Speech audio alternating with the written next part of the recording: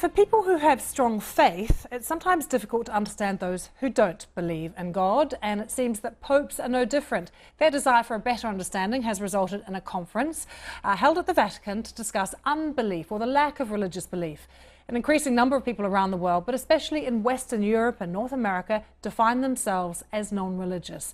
Research suggests that about 1 in 6 people globally consider themselves to be religiously unaffiliated.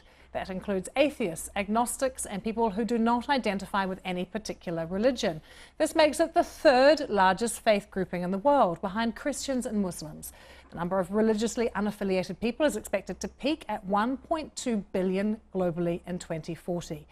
Well, for many people, or for some, the sticking point can sometimes be, when it comes to faith, what actually happens when we die. And that's a discussion being held across London at some cafes at the moment. Joining me now is Mairead Hayden, who runs so-called death cafes, people coming together to discuss what happens after we die. Mairead, this is, of course, a fascinating topic. Tell me about a cafe that runs a session like this. So basically, people come together, often strangers come together to talk about death, dying and bereavement, have a cup of tea, a coffee, a cake, and just there's a free-flowing discussion about death and dying.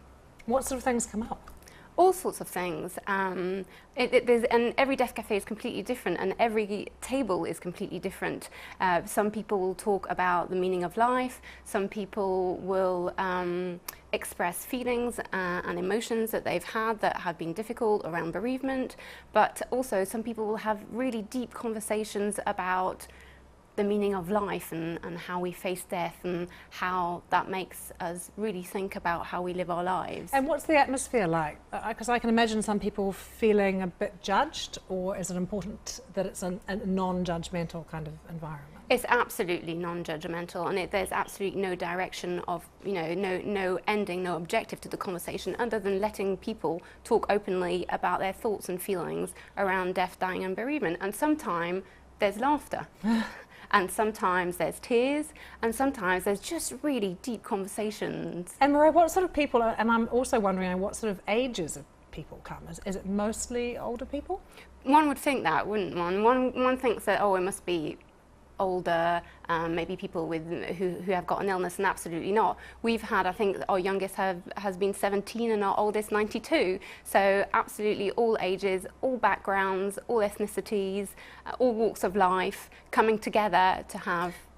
And do most people come with some sort of preconceived idea or an answer to that very basic question, what do you think happens after you die? I don't think so. I think people just come to share their thoughts and feelings, and what they really appreciate is hearing other people from different backgrounds, different ages, share what they feel and what they think about death, dying, what happens after it, all sorts of issues around end of life. And why do you think this is important?